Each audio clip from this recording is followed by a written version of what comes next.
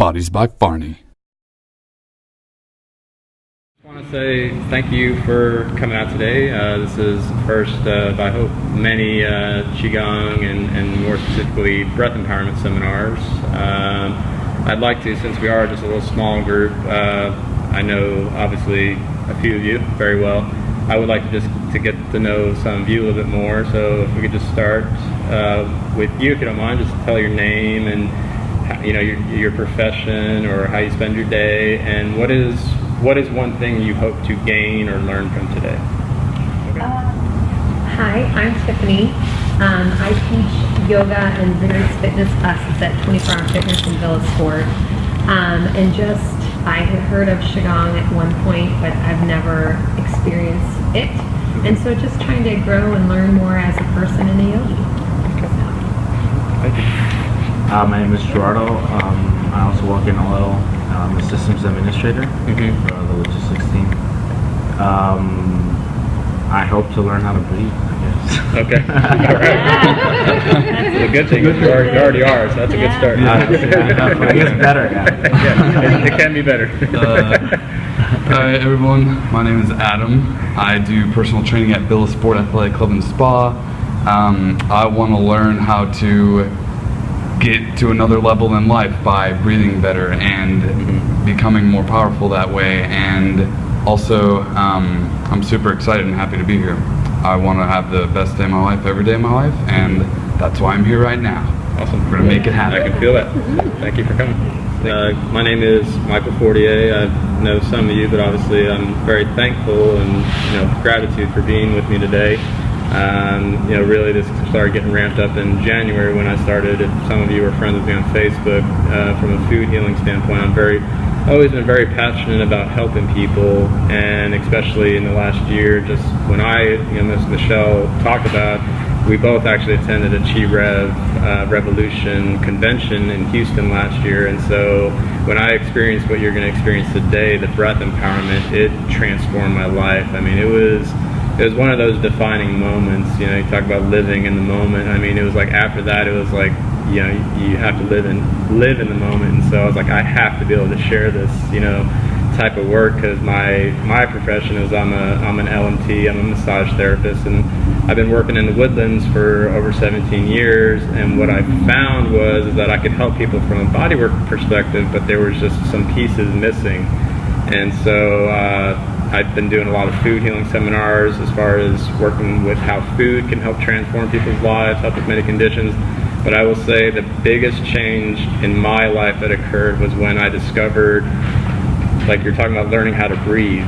We all breathe. It's just we've never been, unless you're a yogi or you practice Qigong or mindful meditation, whatever you want to call it, we're not taught how to consciously breathe from a young age. And the most powerful tool that I have found for making change in one's life is actually through our breath, which for the most part, I think it's free. I don't know. We might get taxed for it. I don't know, or will be. But so yeah, that was a huge shift for me last year when I attended Chi Rev, and I'd always been interested in Qigong, always loved Eastern culture, and so when I started learning more and practicing Qigong, it just opened up that doorway for me to be able to also help people to have that piece of the puzzle, to help people with breathing. Because one thing I wanted to share, I was joking and going to call this little story time, but I wanted to share this with you because, one, I believe there's no coincidences in life. I believe in synchronicity, or whatever you want to call it. There's reasons why things happen.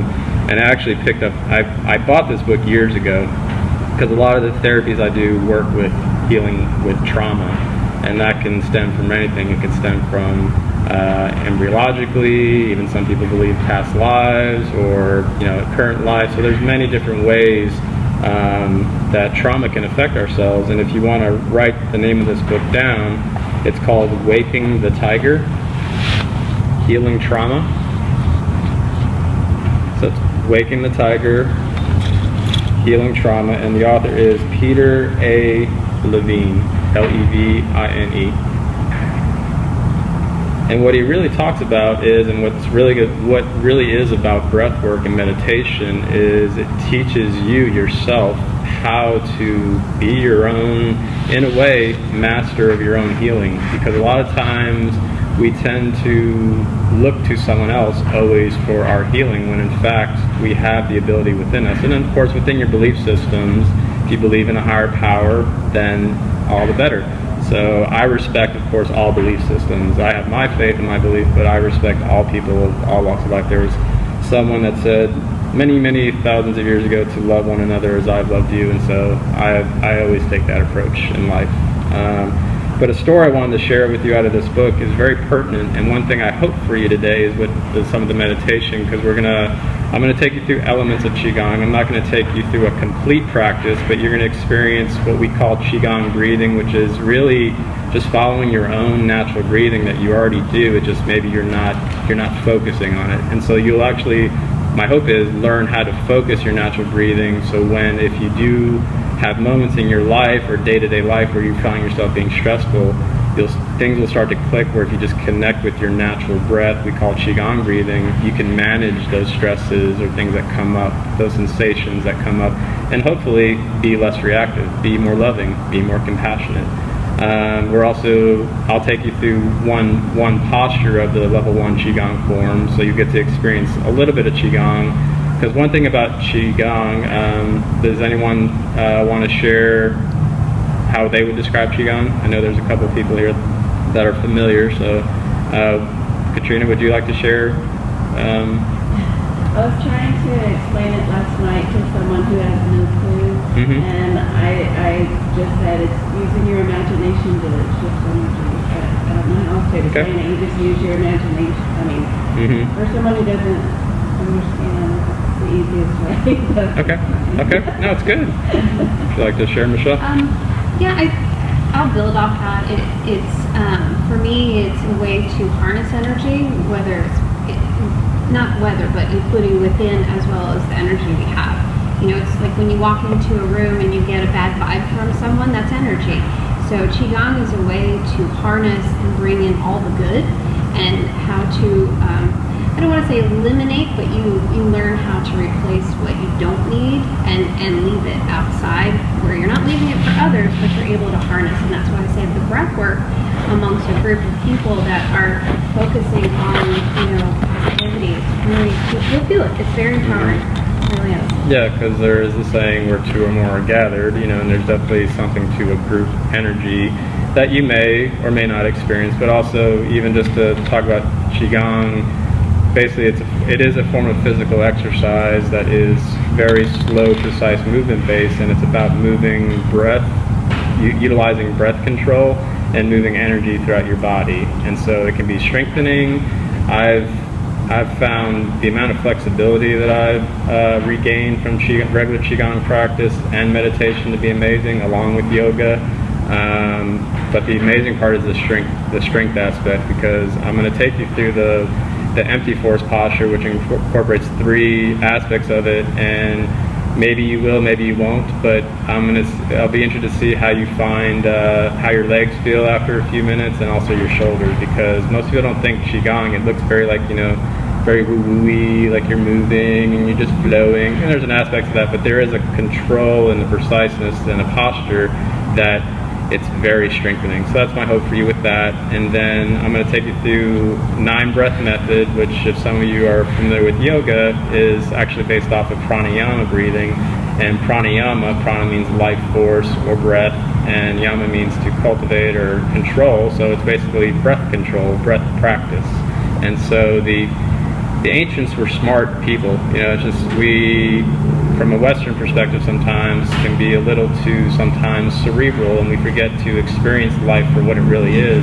And breath work can really help to bring us out of our minds and more into our body. And so you're going to find differences between the Qigong natural breath timing and also the pranayama more 9 breath, and then ultimately the breath empowerment is also pranayama based, so it's very activating. So my hope is, and then we might do a little shake it at the end, because I want to see my parents dance a little bit. But okay, just quick, the reason why I just wanted to share this brief little story is sometimes we forget that we were once in nature, we're used to being in buildings and, you know, going about our daily lives, but at one point we were out in nature. And how many of you are familiar with fight or flight response, resting and digesting, otherwise known as sympathetic response or parasympathetic? Can anyone tell me what that means? Basically, like a little, I guess a way to kind of paraphrase and keep it short and simple. You either go with the flow or you go completely against it with fight or flight. You know, either your body and mind naturally can go with it and it seems normal and easy, or everything about that current situation just doesn't seem right and you go against everything mentally and physically, kind of thing. Yeah, definitely a great explanation. And you know, another way also to put it is there's what's called vagal tone. Is anyone familiar with the vagus nerve, vagal tone?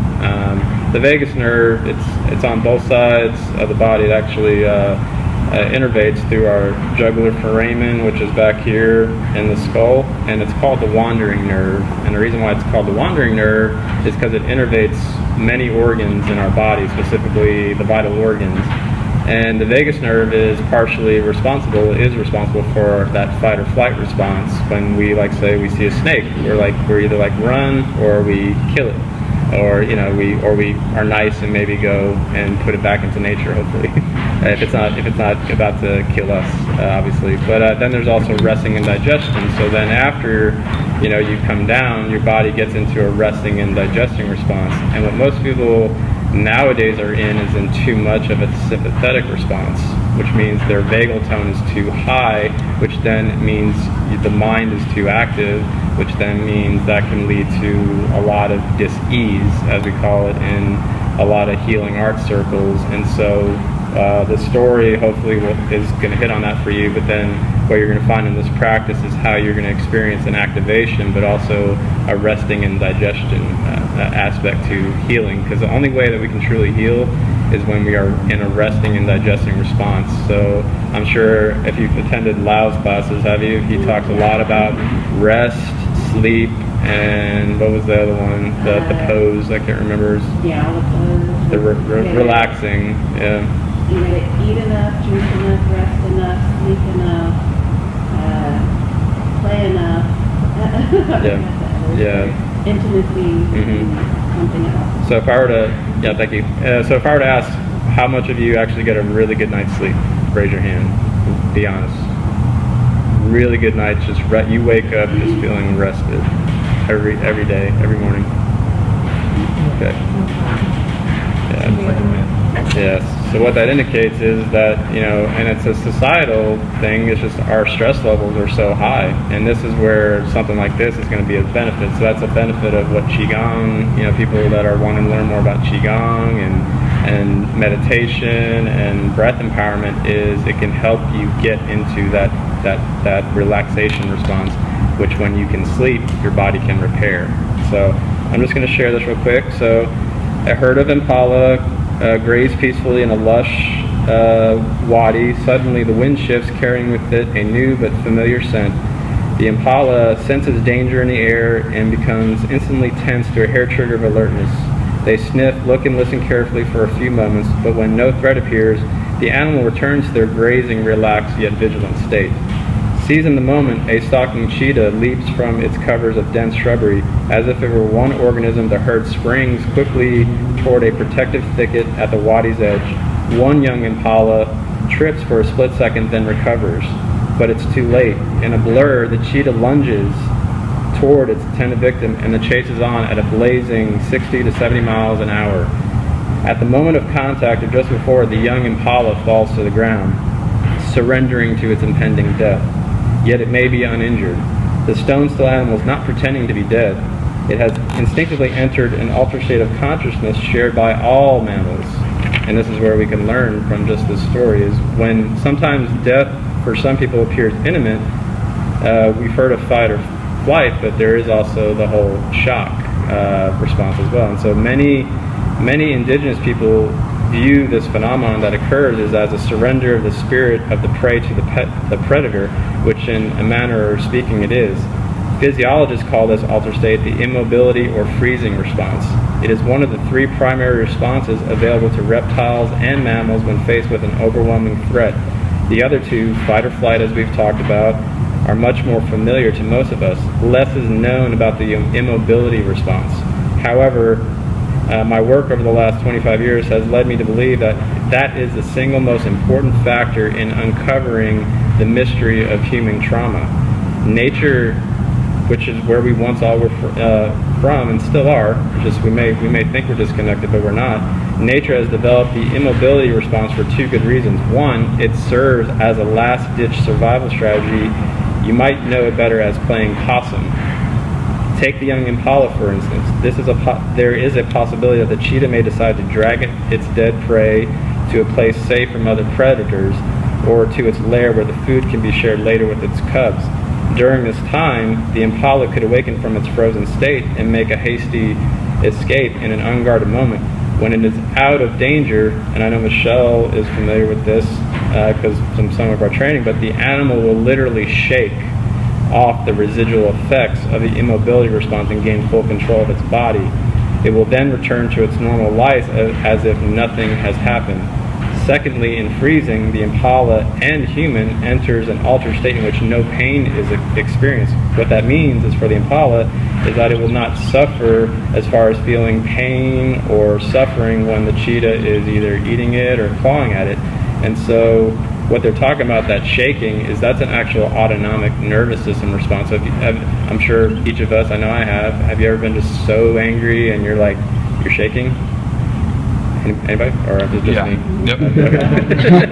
Okay. I'm like, damn, man, I need to work on myself. So if you've ever experienced that, that's your autonomic nervous system that's actually shaking. And so what happens is in our society, we're taught that you have to suck it up and just keep moving forward, and it's just boo-hoo, life goes on. That's not how our bodies are made. Nature knows that. Even science knows that. And I'm not saying like when you get in a stressful response, like you just all of a sudden just start violently shaking right there in the spot because someone might think you are having a heart attack or something. But do you know the doctor that created it? Because I know there's a specific doctor, but we learned it in our brain work that we do. But it's an actual therapeutic autonomic nervous release where if you found yourself being in a stressful response, if you can actually find a quiet place and literally shake it off, it's actually very therapeutic and actually liberating, to where it's literally a shaking off of that stress, because if you don't, all your autonomic nervous system does is store it and holds it for a later date for it to come to the surface. So, were you going to say something? So that's the main reason why I wanted to share that, is because nature knows what it needs to do. And the thing is that we have at times forgotten what our own God-given, nature-given response is to how we are to deal with stress, trauma, because we've all experienced it, whether intentionally or unintentionally. And so that's actually part of the reason too at the very end, is if we have time to do a little of the shake it, because that actually is a very good autonomic nervous system release. Or even just dancing. It's a form of dancing, but it's just a little bit specific. So if we have time, we'll do that. But what I just wanted to do right now, does anyone have any questions about what I just talked about? About the fight or flight response, parasympathetic, does it make sense? Okay. So now what we're going to do is just some Qigong breathing. So I'd like everyone just to come to the front edge of your chair.